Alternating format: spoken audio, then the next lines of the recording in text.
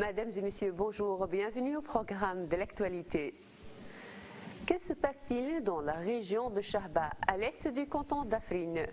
Dans cette région, rien n'est épargné aux habitants.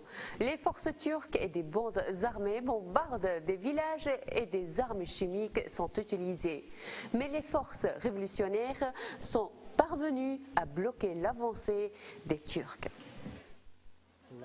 Lundi soir, les forces armées turques ont attaqué avec des mortiers, des roquettes Katyusha, le village d'Assier et le barrage de Shahba. Dès le lendemain, l'agression se poursuivait sur le village stratégique du Malhosh. Dans le village de Telmedir, les groupes radicalisés qui accompagnent l'armée turque ont utilisé des armes chimiques contre les forces révolutionnaires.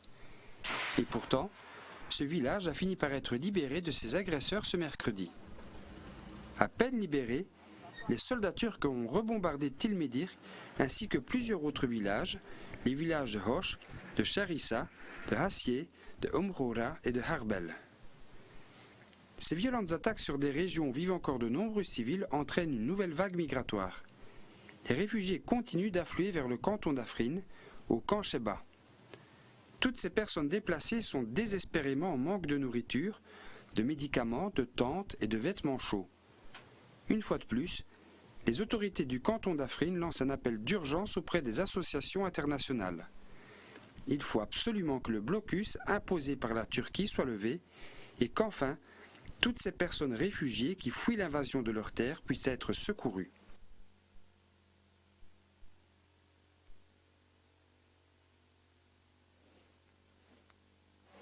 L'armée turque continue à masser des troupes le long de sa frontière avec le Rojava. Des tanks sont déployés. Les civils qui tentent de passer sont tués.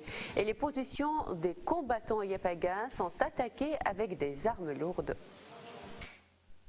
Ali Tami, 18 ans, tentait de passer la frontière qui relie le Kurdistan de l'Ouest, le Rojava, au Kurdistan du Nord, situé sur le sol turc. Ali Tami a été aperçu par les soldats turcs qui l'ont assassiné.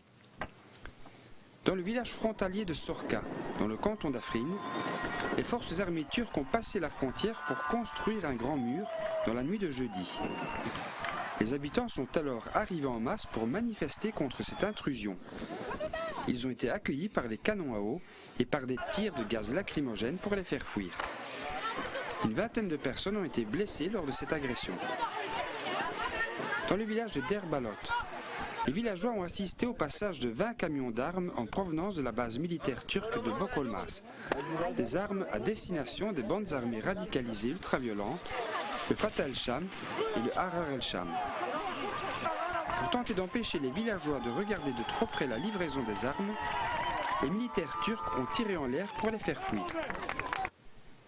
Ces livraisons d'armes alimentent aussi les différents groupes armés que la Turquie envoie se battre dans la région d'Alep et de Bab. Parmi ces bandes de l'opération Bouclier de l'Euphrate, citons la brigade Noureddin al-Zenki, dont les membres torturaient puis décapitaient, en riant, le petit Abdullah Issa de 12 ans. C'était ce mois de juillet à Alep.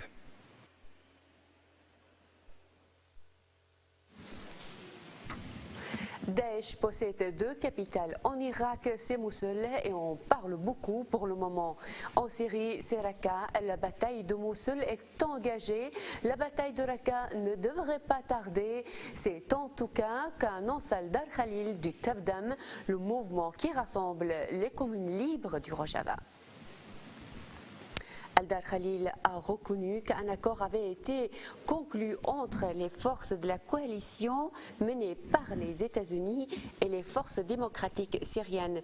Dans un premier temps, les forces démocratiques syriennes vont encercler la ville de Raqqa et dans un deuxième temps, les composants arabes des forces démocratiques syriennes partiront dans les unités YPG. Sont les unités des YPG libérer la ville, une ville arabe. Les autorités militaires américaines ont fait savoir que cette opération de libération de la ville de Raqqa se mènerait exclusivement en comptant sur des forces syriennes au sol. Cela signifie que la présence de la Turquie n'est pas souhaitée en dépit des demandes formelles d'Erdogan d'envoyer ses troupes d'occupation.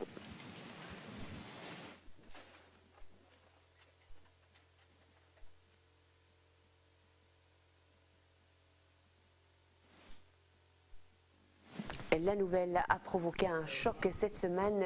Les deux bourgmestres de la ville d'Ahmad, Ferhat Ali et Gülten Keşnak, ont été arrêtés par la police turque. La population est révoltée et un mouvement de grève est immédiatement déclenché.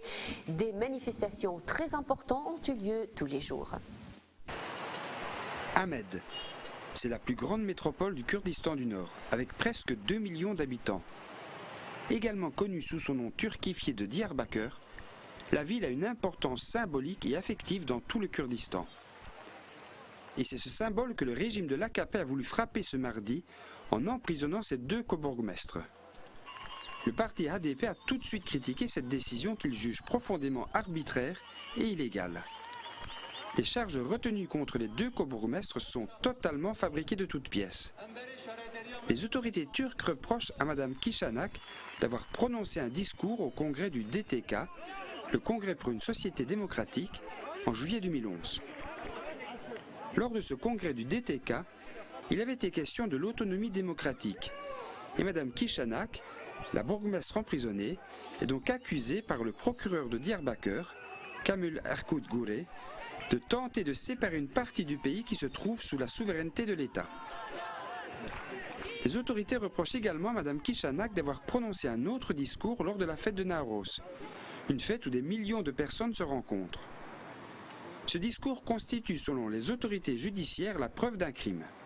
On reproche aussi aux deux cobourgmestres d'avoir mis à la disposition de familles de combattants disparus du PKK des véhicules municipaux pour le jour des funérailles.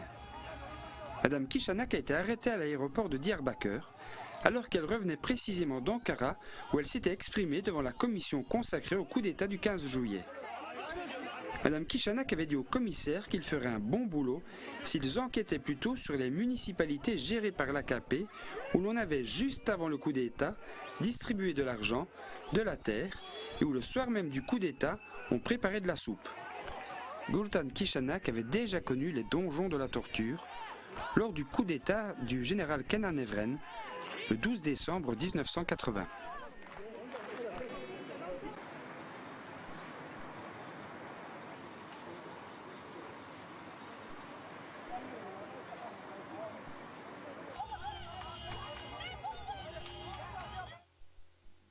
En réaction à ces arrestations, des centaines de personnes se sont réunies devant les locaux de la municipalité d'Ahmad. Ces manifestants ont voulu dénoncer l'arrestation des bourgmestres. Des critiques viennent de partout, notamment de la part des responsables politiques européens.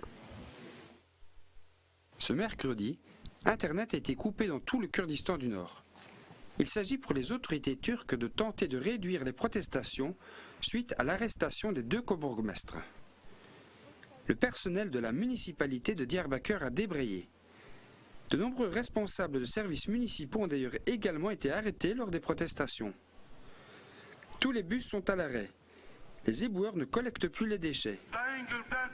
Dans plusieurs grandes villes du pays, à Ankara, à Adana, à Mersin, à Şırnak, à Bursa, à Istanbul, Izmir et Van, des manifestants ont aussi protesté contre cette décision arbitraire. Et devant les bâtiments de la municipalité d'Ahmet, les manifestants étaient violemment chargés par la police. Des députés du parti HDP, Ferhat Encu, Çağlar Demirel, Leyla Birlik ou Selma Irmak, ont voulu empêcher les attaques de la police. Tous ces députés ont été frappés par les policiers. Le responsable de la police a d'ailleurs été entendu dire à ces hommes d'également arrêter les députés.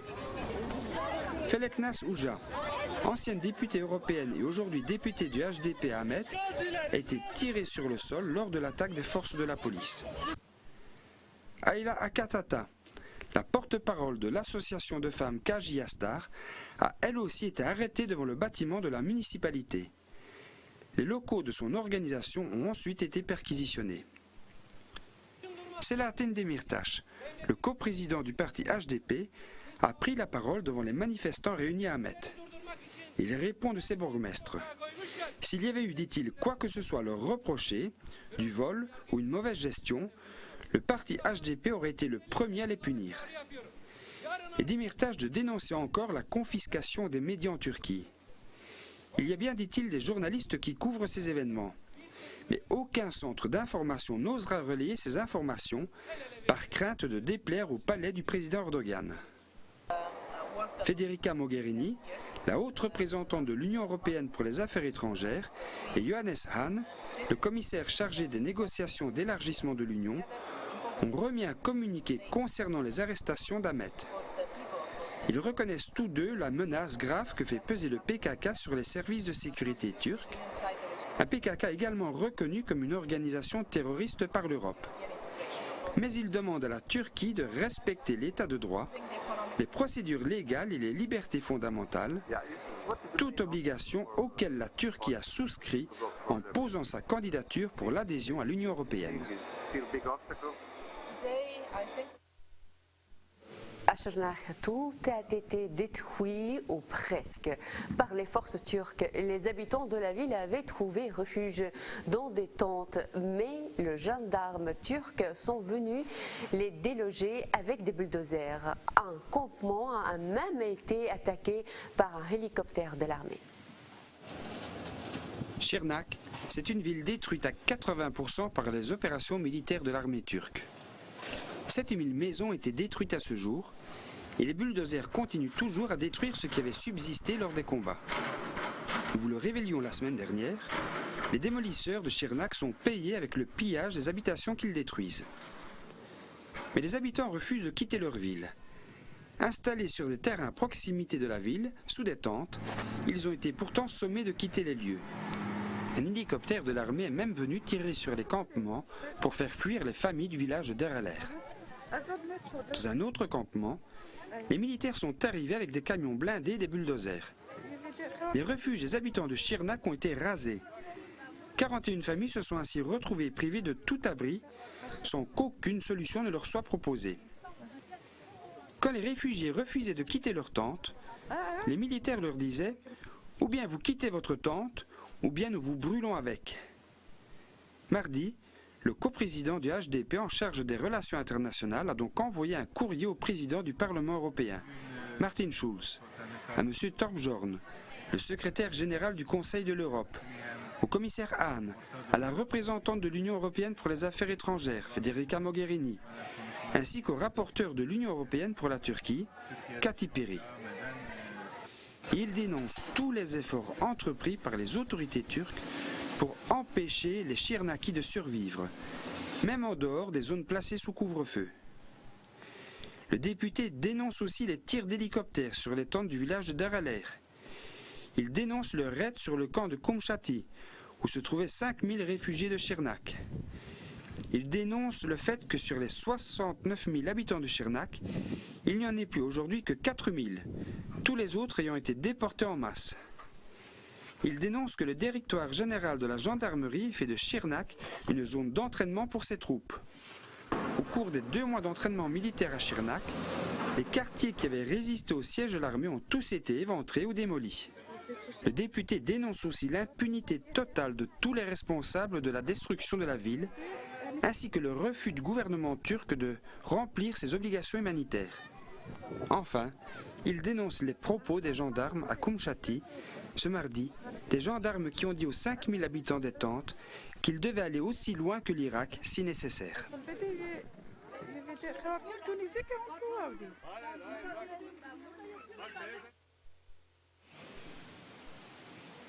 L'association Human Rights Watch vient de publier un nouveau rapport sur la Turquie. Ce rapport s'intéresse aux cas de torture qui ont pu être constatés, la tentative de coup d'État en Turquie. Voyons ce qu'il y a dans ce rapport. Voici quelques extraits du dernier rapport de l'organisation Human Rights Watch. En supprimant, dit le rapport, les garanties contre la torture, le gouvernement turc a en fait donné carte blanche aux organismes chargés de l'application des lois pour torturer et maltraiter des détenus de manière discrétionnaire. C'est ce qu'a déclaré Hugh Williamson, le directeur de la division Europe et Asie centrale à Human Rights Watch. La décision des autorités de reporter une visite en Turquie du rapporteur spécial des Nations Unies sur la torture jette en plus de sérieux doutes sur la volonté des autorités turques d'empêcher la torture et les mauvais traitements. Les décrets d'état d'urgence étendent la durée légale de la garde à vue par la police sans intervention judiciaire de 4 jours à 30 jours. Ils dénient aux personnes en garde à vue l'accès à des avocats pendant une période pouvant aller jusqu'à 5 jours et ils restreignent leur possibilité de choisir un avocat ainsi que leur droit à la confidentialité de leurs entretiens avec leurs avocats. Tout ceci se déroule dans un climat généralisé de peur dans lequel les avocats, les détenus, les militants des droits de l'homme, le personnel médical et les spécialistes de médecine légale ont déclaré à Human Rights Watch qu'ils s'inquiétaient de la possibilité d'être les prochaines victimes de la gigantesque purge menée par le gouvernement contre les partisans prétendus du coup d'État. Ces peurs ne sont pas infondées. 13 dossiers instruits par Human Rights Watch contiennent des allégations de recours à des méthodes allant de la mise dans des positions stressantes et la privation de sommeil, aux violents passages à tabac, aux sévices sexuels et aux menaces de viol. Et si les tortures vont bon train dans les prisons, les rues du Bakour ne sont pas beaucoup plus sécurisantes. À Djezre, dans le district de Shirnak, le petit Hakan Sarak, 5 ans, jouait dans la rue ce mardi. Un véhicule de police est arrivé et a écrasé l'enfant. D'après les témoignages recueillis sur place, quand les parents ont demandé aux policiers pourquoi ils avaient tué leur petit, les policiers ont répondu « Si vous laissez vos enfants dans la rue, nous les tuerons ». Le petit Hakan a été enterré après avoir été examiné à l'hôpital de Djezre. Quant à Ilesh Jakir, 25 ans, il est lui aussi décédé des suites de ses blessures ce mardi. D'après les policiers, il aurait refusé d'obtempérer une injonction sur la route ce 27 septembre. Ils l'ont alors abattu. Et hier, à Shirnak toujours, Belkis Qatar, une jeune femme enceinte de 34 ans est assise sur le pas de sa porte. Les gendarmes stationnés au poste de Ikizje ont tiré au hasard dans la ville et la jeune femme enceinte a reçu une balle en pleine poitrine. Vendredi dernier, Daesh a attaqué la ville de Kirkouk dans le Kurdistan du Sud. En Irak, les combats sont aujourd'hui terminés, mais il y a eu de nombreuses victimes, même si les Peshmerga sont arrivés sur place pour contenir les agresseurs. On parle de 30 morts. L'attaque de Daesh sur la ville de Kirkouk avait 2 objectifs. Il fallait d'abord permettre au Daesh de faire diversion par rapport à l'opération de libération qui se mène sur la ville de Mossoul. Il fallait ensuite permettre à la Turquie de se défausser de l'interdiction qui lui est faite de participer aux opérations militaires sur le sol irakien. Bader News, un site arabophone, a pu apprendre qu'un membre de Daesh, capturé vivant, a affirmé que c'est à bord d'un hélicoptère de l'État turc que lui-même et ses autres compagnons de Daesh avaient été transportés à proximité de la ville de Kirkouk, dans le village de Saratepe. Le coprésident du Tevgera Azadi, Mohamed Abdullah, a également fait le lien entre l'attaque de Kirkouk et le projet turc concernant la province de Mossoul. Un projet turc qui vise à la dominer et à contrôler l'entièreté du Kurdistan. Des détachements des forces kurdes de la guérilla, les Hapaga, ainsi que les unités de femmes, les Yajiastar, sont venus à l'appel des Peshmerga de Kirkouk pour aider à contenir l'attaque de Daesh. Le gouverneur de Kirkouk, Najmeddin Karim, a fait le bilan de cette attaque. 30 morts et une centaine de blessés parmi les défenseurs de Kirkouk et 74 membres de Daesh tués. Jeudi, les policiers assaïches qui sécurisent les districts de Kirkouk sont encore tombés sur 5 autres membres de Daesh qui se cachaient dans un village proche de Laylan. Lors du combat qui s'en est suivi, 5 autres membres de Daesh ont encore été tués, portant le bilan à 79 membres de Daesh morts sur l'assaut avorté de Kirkouk.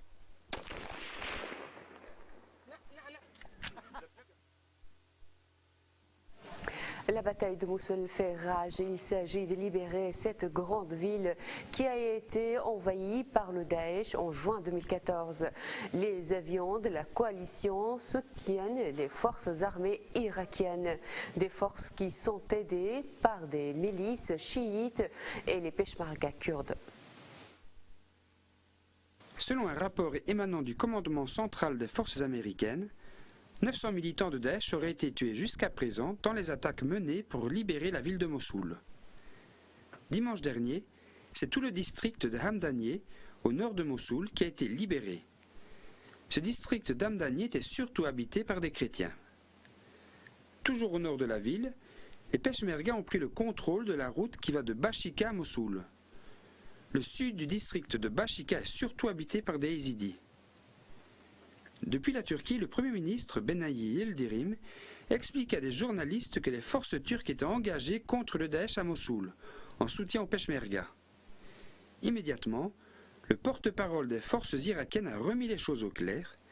Il n'y a aucun élément turc qui soit impliqué dans la bataille de Mossoul. Lundi, la ville de Bertila a été reprise au Daesh.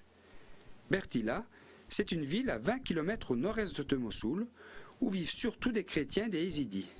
Mais fuyant les combats, de nombreuses colonnes de réfugiés tentent de trouver leur chemin. Selon les estimations des Nations Unies, il y aurait déjà plus de 10 000 réfugiés sur les routes de l'exil.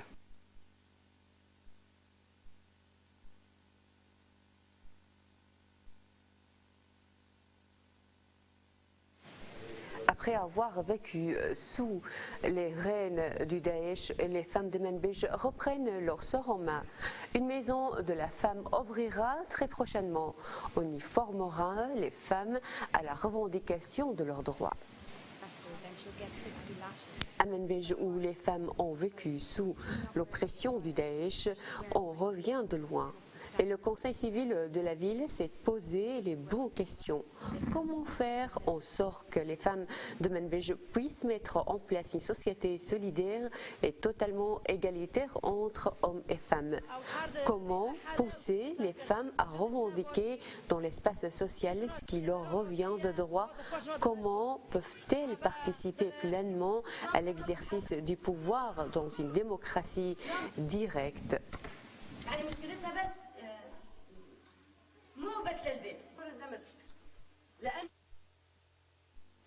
Le Parlement européen a décidé de remettre le prix Sakharov de cette année à deux jeunes femmes yézidis, Nadia Mourad Bassé et Lamia Haji Bachar. Ces deux jeunes femmes ont pu échapper aux griffes du Daesh en Irak. On se souvient de la tragédie vécue par le peuple yézidi, notamment quand la ville de Shingal a été abandonnée par le gouvernement régional kurde d'Irak. C'était en août 2014. Comme le rappelle le communiqué du Parlement européen, c'est le 3 août 2014 que Daesh massacrait tous les hommes de Kosho, le village natal de Lamia Haji Bachar et de Nadia Mourad, les deux lauréates du prix Sakharov 2016. Après le massacre, les femmes et les enfants sont réduits en esclavage. Toutes les jeunes femmes, dont Lamia, Nadia et leurs sœurs, sont enlevées, vendues et revendues plusieurs fois et utilisées comme esclaves sexuelles. Lors du massacre de Kosho, Nadia perd 6 de ses frères et sa mère. Sa maman a été assassinée en même temps que 80 autres femmes âgées, des femmes auxquelles n'est accordée aucune valeur sexuelle. Lamia ainsi que ses 6 sœurs serviront également d'esclaves sexuels. Elles seront vendues à 5 reprises parmi les combattants et forcées de fabriquer des bombes et des ceintures d'explosifs à Mossoul, après l'exécution de ses frères et de son père par le Daesh. En novembre 2014, Nadia parviendra à s'échapper avec l'aide de voisins qui la feront sortir discrètement de la zone contrôlée par Daesh, ce qui lui permettra de se rendre dans un camp de réfugiés dans le nord de l'Irak, puis de rejoindre l'Allemagne. Un an plus tard, en décembre 2015, elle prend alors la parole devant la toute première session du Conseil de sécurité de l'ONU sur la traite des êtres humains. Lamia Haji Bachar essayera de s'échapper à plusieurs reprises avant d'y parvenir finalement en avril avec l'aide de sa famille qui payera des passeurs locaux. Alors qu'elle s'approche de la frontière kurde et court en direction du territoire contrôlé par le gouvernement irakien, dans l'espoir d'échapper aux combattants de Daesh qui la pourchassent, une mine antipersonnelle explose et tue 2 de ses connaissances. Elle est elle-même blessée et perd presque la vue. Heureusement, elle parviendra à s'échapper et pourra ainsi être envoyée en Allemagne pour y recevoir des soins, l'Allemagne où elle retrouvera ses frères et sœurs survivants. Depuis son rétablissement, Lamia se mobilise en faisant connaître la situation de la communauté yézidi et elle continue d'aider les femmes et les enfants qui ont été victimes d'esclavage et d'atrocités aux mains du Daesh.